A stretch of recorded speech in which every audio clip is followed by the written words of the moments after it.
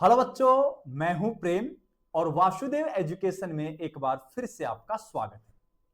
बच्चों, आज अपन इस वीडियो में तीसरे इंटरमीडिएट फ्री रेडिकल या मुक्त मूलक को डिस्कस करने वाले हैं। दो इंटरमीडिएट मैं प्रीवियस वीडियो में डिस्कस कर चुका हूं। पहला इंटरमीडिएट मैंने डिस्कस किया था कार्बोकेटाइन, दूसरा इंटरमीडिएट डिस्कस किया था कार्ब एनायन। आज तीसरे इंटरमीडिएट को अपन डिस्कस करने वाले हैं और वो स्क्रीन के ऊपर लिखा हुआ है। और स्क्रीन के ऊपर मैंने लिखा है, क्या लिखा है बेटा? मैंने लिखा है फ्री रेडिकल, लिखा है मुक्त मूलक लिखा है। सबसे पहला क्वेश्चन आपके दिमाग में यही रहना चाहिए कि सर ये फ्री रेडिकल क्या होते हैं। अगर फ्री रेडिकल आपको समझ में आ जाएंगे तो आपको पता लग जाएगा कि फ्री रेडिकल होते क्या है। क्लियर है बात? तो बात को समझना है मैं क्या कहने वाला हूं। बात को क्या समझना है बेटा? मैं कुछ लिख रहा हूं यहां। मैंने लिखा है Cl बॉन्ड C, क्लोरीन है और कौन है? क्लोरीन। इस क्लोरीन के वैलेंस शेल का एक इलेक्ट्रॉन और दूसरे क्लोरीन के वैलेंस शेल का भी एक इलेक्ट्रॉन, एक एक इलेक्ट्रॉन दोनों के वैलेंस शेल के। दोनों आपस में पार्टिसिपेट किए, दोनों ने पार्टनरशिप की और दोनों कोवलेंट बॉन्ड बना के खड़े हो गए या कोवलेंट बॉन्ड का फॉर्मेशन हो गया। लेकिन मान लो कल को क्या हुआ, इलेक्ट्रॉन तो दो थे, बॉन्ड में इलेक्ट्रॉन दो थे, दोनों की सेम पार्टनरशिप है, समान साझेदारी है, लेकिन दोनों में किसी बात को लेकर विवाद हो गया। अक्सर हो जाता है, रिलेशनशिप में भी हो जाता है कि दोनों पहले बातें करते हैं आसानी से, दोनों बात करते हैं, बात करके एक दूसरे के करीब आते हैं, दोनों एक दूसरे के साथ अपनी बातें साझा करते हैं, लेकिन किसी कारणवश रिलेशनशिप टूट जाता है तो फिर दूर होना पड़ता है। तो अपने अपने हिस्से की चीजें लेके जानी पड़ती हैं सारी की सारी। वही काम यहां है, दोनों के विचार मिले, पार्टनरशिप हुई, बॉन्ड बना। अब दोनों में क्या बहस हो गई किसी बात को लेके, तो दोनों अपना अपना इलेक्ट्रॉन वापस लेके जा रहे हैं। बोले कि हमारा नहीं हो सकता, अब हम साथ नहीं रह सकते। और जब साथ नहीं रह सकते ना, तो जाना तो पड़ेगा ना। और जब जाना पड़ रहा है ना, तो एक एक जब लेके गए तो यहां बॉन्ड क्लीवेज कौन सा होगा? बॉन्ड क्लीवेज बेटा होगा होमोलाइसिस। चलो ठीक है, यहां तक भी सर आपने सिखाया होमोलाइसिस क्या होता है, लिंक पड़ा हुआ है बेटा, पूरी प्लेलिस्ट पड़ी है जीओसी की, आप एक एक वीडियो को देख सकते हैं अच्छे से। अब यहां क्या बना बेटा? Cl रेडिकल, भाई एक इलेक्ट्रॉन तो है, यहां भी Cl रेडिकल चलेगा क्या? अब मैं क्या कह रहा हूं, मेरी बात को समझना अच्छे से। ये जो अपने पास है ना, ये वाले, सिर्फ ये वाले इलेक्ट्रॉन है बेटा पेयर्ड की अनपेयर्ड? अनपेयर्ड इलेक्ट्रॉन है, अयुग्मित इलेक्ट्रॉन आपके पास है। और जबकि आपके पास ना ये अनपेड इलेक्ट्रॉन आ जाए, तो जहां भी अनपेड इलेक्ट्रॉन रहेंगे वहां आप क्या नाम दे सकते हो? रेडिकल नाम दे सकते हो। अब रेडिकल कौन है? क्लोरीन के ऊपर आया, तो क्लोरीन के ऊपर आया तो नाम हो गया इसका बेटा क्लोरीन रेडिकल नाम हो गया। मेरी बात को समझे, मैंने क्या कहा? इस बॉन्ड का, इस कोवलेंट बॉन्ड का बेटा होमोलाइसिस हुआ है। जैसे ही होमोलाइसिस हुआ है तो दोनों को अपना अपना एक इलेक्ट्रॉन मिला। जैसे जैसे एक इलेक्ट्रॉन मिला तो एक इलेक्ट्रॉन आते हैं अनपेड इलेक्ट्रॉन, और इन अनपेड इलेक्ट्रॉन वाली स्पीसीज को क्या कहते हैं? रेडिकल कहते हैं। वो बात अलग है कि क्लोरीन पे आया तो क्लोरीन, आयोडीन पे आता तो आयोडीन, ऑक्सीजन पे आता तो ऑक्सीजन, कार्बन पे आता तो कार्बन फ्री रेडिकल। क्लियर यहां तक की बात? अरे हाँ कि ना बेटा, बस ये बात मैं कहना चाह रहा हूं। तो यहां से एक लाइन बनी, उस लाइन को लिखता हूं पहले मैं। पॉइंट बना रहा हूं बेटा पहला, और पहला पॉइंट कह रहा हूं the species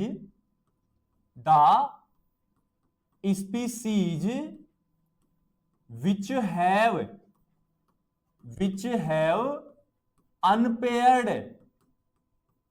unpaired electron. Clear यहां तक? इन्हें their valence shell known as free radical. Clear है बात?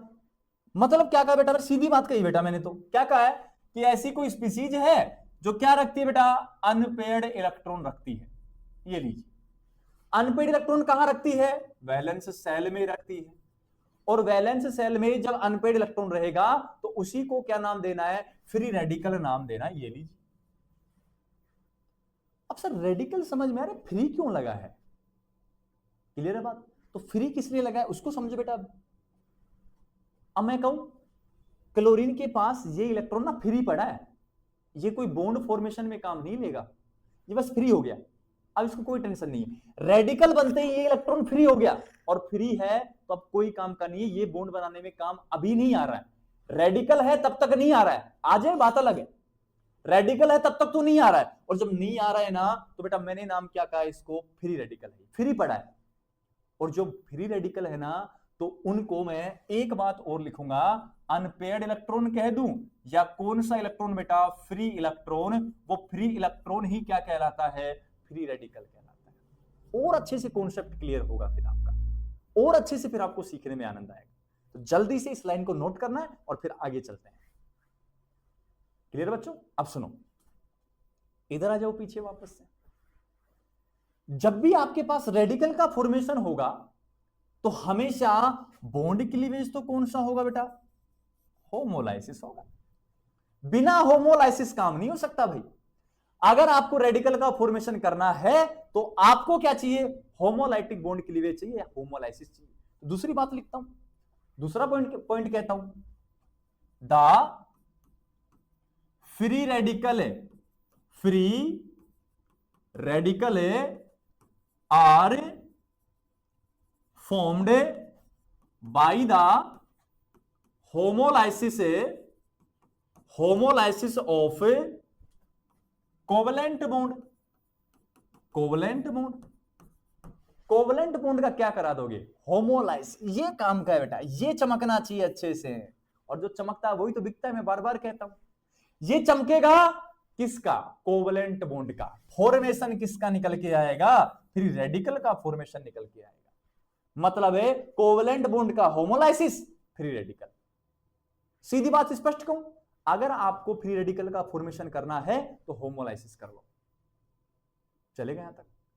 लेकिन सर एक बात बताओ, हमें कैसे पता लगेगा, हमें क्या सपने आएंगे, या हमें कोई चिट्ठी आएगी, कोई डाक से चिट्ठी आएगी, डाकिया लेके आएगा, ले होमोलाइसिस करवा दे रिएक्शन। हमें कहां से पता लगेगा कि यहां क्या होगा, होमोलाइसिस होके रेडिकल का फॉर्मेशन होगा? तो उसके लिए बेटा कंडीशन पढ़ लेंगे ना, कंडीशन पढ़ ले तो बात को समझ।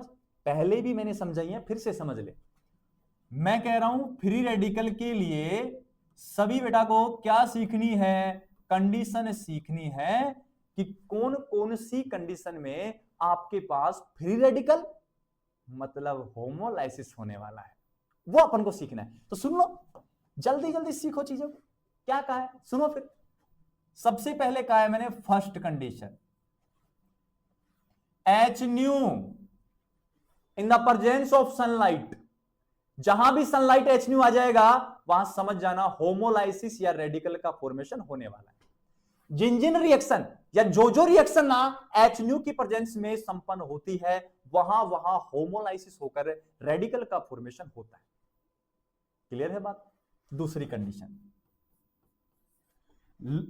High temperature. बेटा कैसा टेम्परेचर है, हाई टेम्परेचर। एक बात बताओ आप, जब समान समान बांटना होता है ना, जब दो भाइयों में बंटवारा करना होता है ना, जी जान एक हो जाती है। बराबर बांटना बहुत मुश्किल है, और जब बहुत मुश्किल है तो वहां बहुत ज्यादा तरीके लगाए जाते हैं, बहुत ज्यादा ऊर्जा खर्च की जाती है, बहुत ज्यादा ताप दिया जाता है, तब जाके बंटवारा होता है बराबर। ऐसे थोड़ी है कि ले भाई कि तू आधा ले ले मैं आधा, ना मतलब ही नहीं है, सबको ज्यादा चाहिए होता है, सब भाइयों को ज्यादा चाहिए होता है। तो वहां सेपरेशन या डिवाइडेशन करना बहुत मुश्किल होता है। तो क्या लिखूंगा मैंने, हाई टेम्परेचर लिखूंगा यहां। क्लियर है बात? दो कंडीशन होगी। तीसरी कंडीशन सुन बेटा, तीसरी कंडीशन मैंने कही है, क्या कहा है, म्यू इक्वल्स टू 0। मतलब है कैसे सोलवेंट बेटा, नॉन पोलर सोलवेंट होने चाहिए। कैसे होने चाहिए, नॉन पोलर। नॉन पोलर कौन होंगे, म्यू बराबर 0, और म्यू बराबर 0 किन किन के लिए आता है आपको पता है, CCl4 C6H6। अरे हाँ कि ना। उसके बाद मैं लिख दूं आपके पास एसीटोन। ये जो सोलवेंट है आपके पास, ये सोलवेंट कौन से बेटा, नॉन पोलर। जब भी ये दिखे ना आपको ये वाले, तो आप समझ जाना कि नॉन पोलर सोलवेंट है, और जहां नॉन पोलर सोलवेंट होंगे होमोलाइसिस रेडिकल। चौथा इंपोर्टेंट है बेटा। चौथा क्या है अपने पास, पहला तो अपने पास है, चौथे में दो तरीके बता रहा हूं। ए है अपने पास परऑक्साइड बेटा, कौन है, परऑक्साइड है। और प्रोक्साइड अगर अपने पास आ गए तो प्रोक्साइड को रिप्रेजेंट करते हैं ROOR से, और या H2O2, जिसको आप हाइड्रोजन प्रोक्साइड कहते हो। अगर ये दोनों कहीं दिख जाए ना बेटा आपको, तो रिएक्शन में होमोलाइसिस होने वाला है। रिएक्शन में जब होमोलाइसिस होगा तो रेडिकल का फॉर्मेशन होने वाला है। चलेगा यहां तक, नेक्स्ट बात समझो। इसी का जो भी है ना वो इंपोर्टेंट है बेटा, और वो क्या है, AIBN। ये लीजिए। अब इस AIBN क्या आ गया, इसको समझते बेटा, नेक्स्ट पेज में समझो। नेक्स्ट पेज में आपको समझा रहा हूं बेटा, CH3 कार्बन है, CH3CN, साइनाइड या नाइट्राइल कह सकता हूं बेटा, हाँ कि ना। अरे प्रीफिक्स तो साइनाइड और सफिक्स क्या होता है, नाइट्राइल। जोड़ा है इनको नाइट्रोजन डबल बॉन्ड नाइट्रोजन से, और यहां कार्बन है CH3 और यहां फिर से कौन, साइनाइड या नाइट्राइल कह दिया। अब इसका नोमेनक्लेचर करने वाला हूं, नाम बनाने वाला हूं इसका, तो बात को समझना है। मुझे सिर्फ इतना बता दो बेटा, यहां से यहां तक कितने नाइट्रोजन, दो, दोनों के बीच में डबल बॉन्ड आया है क्या, और जब भी नाइट्रोजन डबल बॉन्ड नाइट्रोजन आ जाए तो ऐसी कंडीशन को कहते हैं एजा। क्या कहते हैं, एजो कंपाउंड कहते हैं या एजा कहते हैं। तो इसके लिए लिखा मैंने एजा। अब इधर वाले हिस्से को सोचो बेटा एक बार आप, क्या ये ग्रुप यहां से यहां तक, ये वाला ग्रुप आइसो है क्या, बिल्कुल सर है। कार्बन कितने टोटल, अरे साइनाइड TFG है बेटा, टर्मिनल फंक्शनल ग्रुप है, और टर्मिनल फंक्शनल ग्रुप के कार्बन को रिंग में या कार्बन चेन में काउंट करते हैं। तो आइसो और कार्बन है ना, क्या बनेगा बेटा, ब्यूटिल बनेगा। अरे हाँ कि ना। आइसो तो ग्रुप ये रहा, साइनाइड के कारण ब्यूटिल बन जाएगा, एक कार्बन जोड़ देंगे इसका, तो क्या बना, एजा आइसो ब्यूटाइरो नाम होता है। और कौन आया है, नाइट्राइल, नाइट्राइल, ये लीजिए।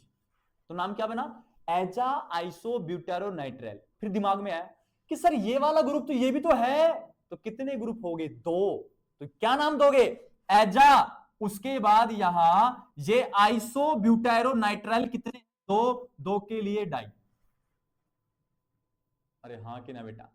अब यहां पहले से डाई आ रहा है, नाम में डाई आ रहा है, डाई के लिए आप क्या यूज करोगे बेटा, बिस यूज करोगे। क्या यूज करोगे, बिस। अरे हाँ कि ना, या तो बिस लगा दो या क्या लगा दोगे आप बेटा, डाई लगा दो। तो क्या बना, एजा डाई आइसो ब्यूटेरो नाइट्राइल। एजा दो के लिए डाई, ब्यूटाइरो ग्रुप, और क्या है,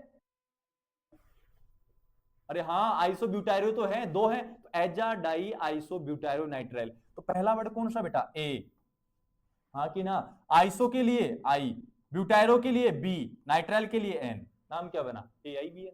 और पीछे क्या लिखा है समझ, पीछे क्या लिखा है, यही तो लिखा है, ये ले, AIBN, एजा आइसो ब्यूटारो नाइट्राइल। क्लियर है बात। अब ये जो दोनों होते हैं ना, ये दोनों क्यों लिखे हैं मैंने, ये दोनों काम करते हैं बेटा रेडिकल, रेडिकल इनहिशिएटर का काम करते हैं, मतलब रेडिकल बनाने का काम करते हैं। अगर ये दोनों कहीं दिख जाए, प्रोक्साइड और AIBN, ये दोनों के दोनों रेडिकल फॉर्मेशन का काम करते हैं। Presence of light, high temperature, non polar solvent, peroxide, AIBN, ये सभी के सभी होमोलाइसिस करके और रेडिकल का फॉर्मेशन करते हैं। और आप क्या पढ़ रहे हो, रेडिकल की फॉर्मेशन को कौन कौन सी कंडीशन में बनते हैं वो। क्लियर है यहां तक की बात, जल्दी से इसको नोट करो। क्लियर है। अब पीछे चलता हूं वापस से। अब मेरी बात को समझो बेटा, क्या समझे आप, जब भी रेडिकल आता है ना, तो रेडिकल के पास कैसा इलेक्ट्रॉन, अनपेड इलेक्ट्रॉन, और जब भी अनपेड इलेक्ट्रॉन आता है तो पैरामैग्नेटिक की डायमैग्नेटिक, पैरामैग्नेटिक नेचर का होगा। तो तीसरा पॉइंट सुनो ना, तीसरा पॉइंट बनाओ ना बेटा, the free radical are paramagnetic, paramagnetic in nature. क्या होगा कि रेडिकल जो है ना वो पैरामैग्नेटिक नेचर का होगा। क्यों? क्योंकि यहां n बराबर कितना, 1 होता है। मतलब नंबर ऑफ अनपेड इलेक्ट्रॉन या नॉट इक्वल टू कितना होता है, 0 होता है।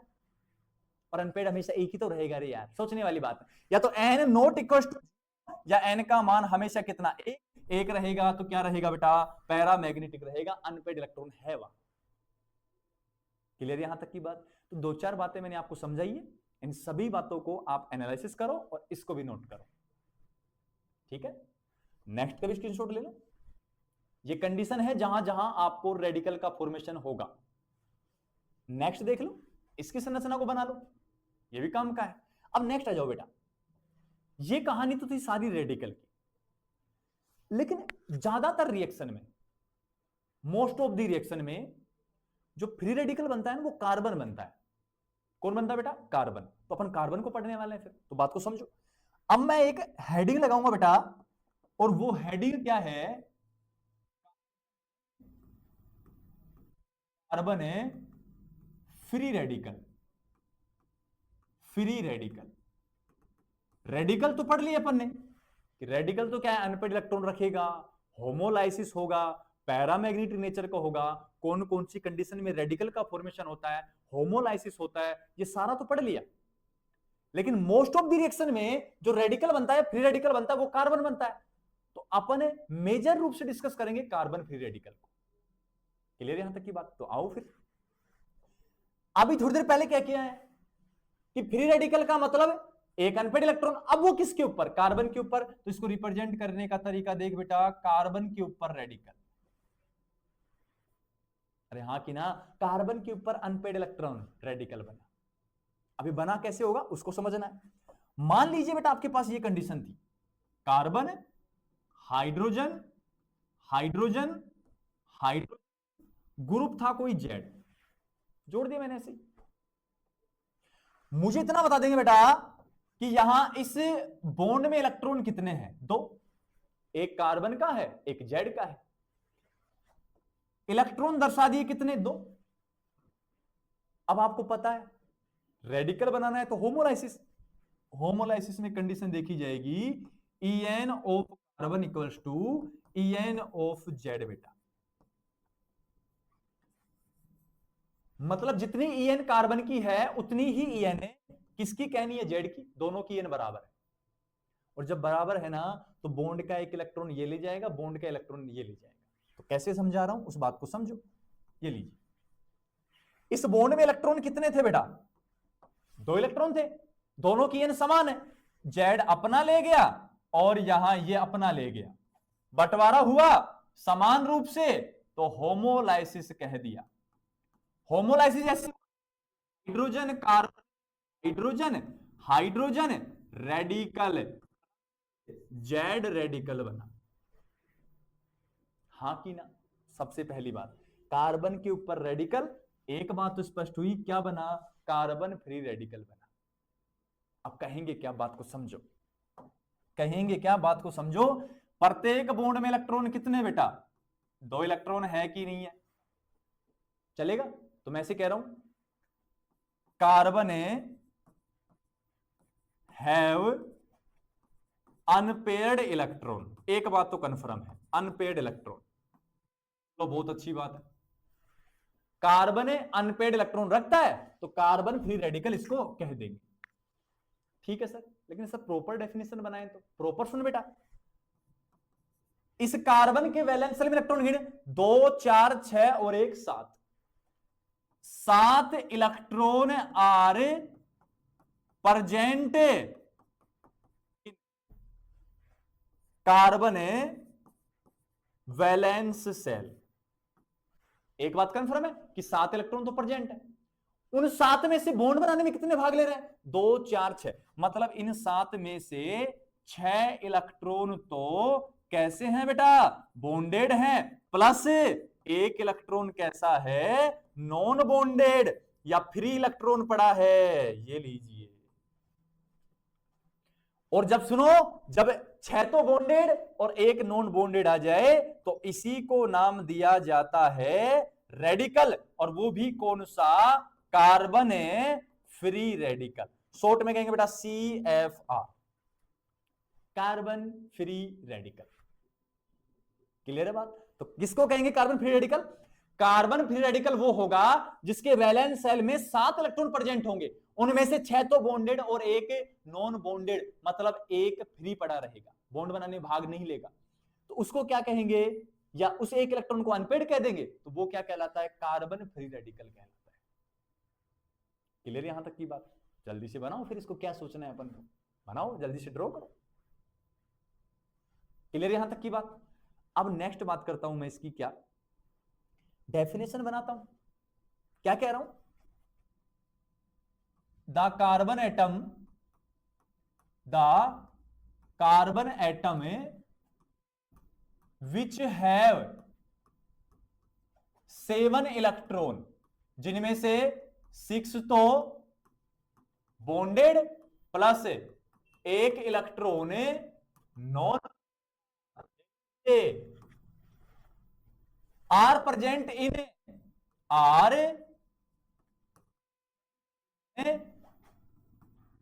Valence shell.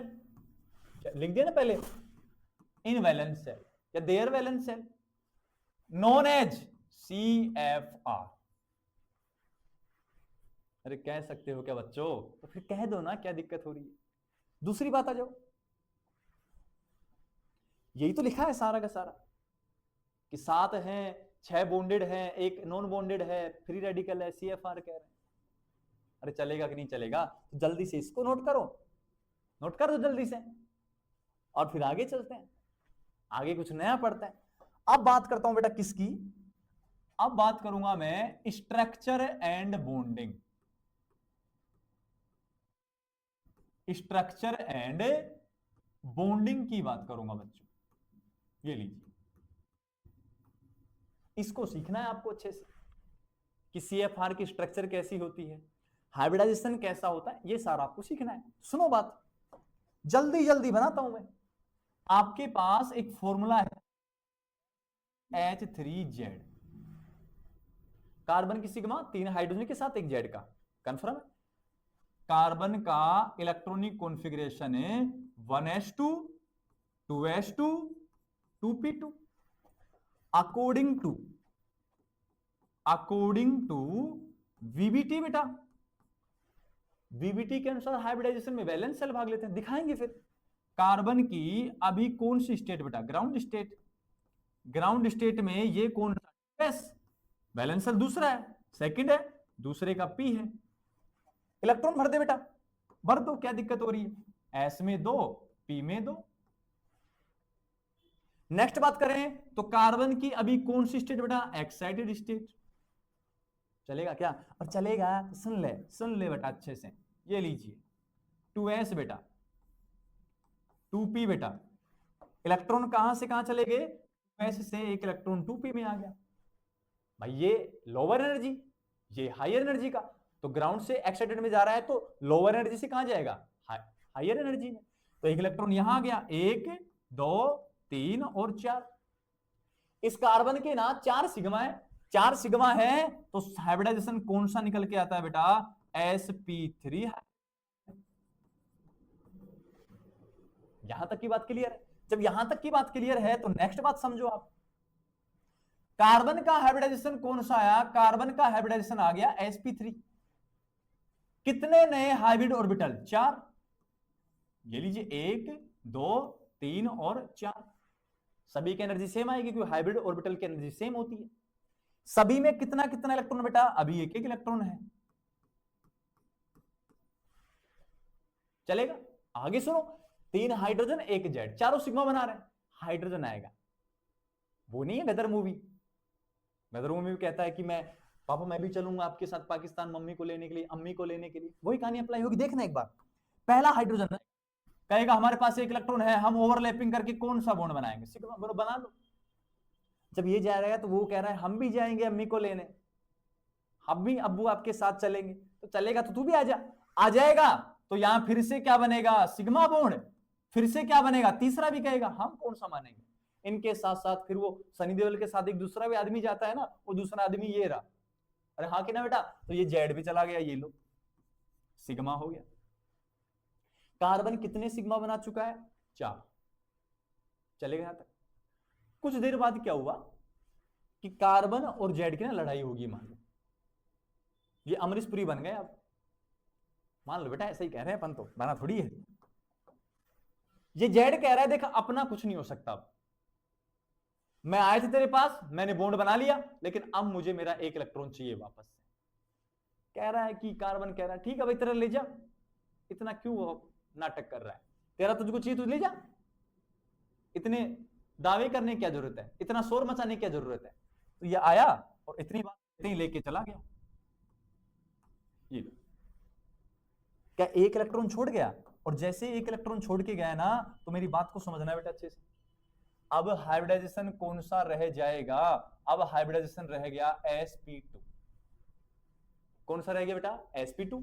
तो भाई साहब चले गए, अब भाई साहब चले गए ना, तो समझना है, ये लीजिए भाई साहब अलग हो गए बिल्कुल, बेचारा एक है, कैसे शामिल हो, दिक्कत हो रही है बहुत ज्यादा, एक अकेला पड़ा रहा, और जब पड़ा रहा तो स्ट्रक्चर क्या बन के आई, 3 के लिए संकरण कौन सा है, sp2 निकल के आया। तो बात को समझो, कार्बन कितने हाइब्रिड ऑर्बिटल बेटा, 4 हैं, 1 2 3 4, ऐसा ही था कुछ पहले, तो ऐसा ही था यार, 4 थे, चारों में कितना कितना इलेक्ट्रॉन, एक इलेक्ट्रॉन, ये लीजिए। और जब चारों में एक एक इलेक्ट्रॉन है तो इसके पास आया हाइड्रोजन, सिग्मा, भाई गोलाकार कक्षक लाएगा, एक्सियल ओवरलैपिंग करेगा, हाइब्रिड में अनपेयर्ड क्या बनाते हैं, सिग्मा बॉन्ड, ऑब्वियसली पता है आपको, सिग्मा हाइड्रोजन सिग्मा। इसके पास ना जेड आया था, वो था कह रहा हूं, और था का मतलब जानते हो ना, एक शायरी नहीं है कि आप हमसे कितनी मोहब्बत करते हो, तो एक लाइन कह देते हैं कि मैं तुमसे मोहब्बत करता था, और था का मतलब तुम जानते हो।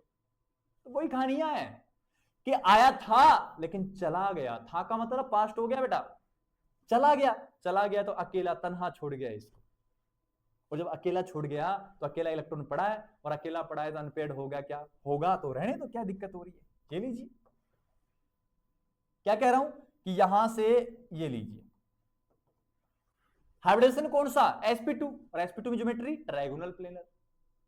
तो यहां जो ज्योमेट्री निकल के आएगी, उस ज्योमेट्री को समझना है बेटा, क्या होगा, यहां कौन है आपके पास, कार्बन, कौन है, यहां कौन है हाइड्रोजन, यहां कौन है हाइड्रोजन बेटा 2, ये लीजिए, चलेगा क्या।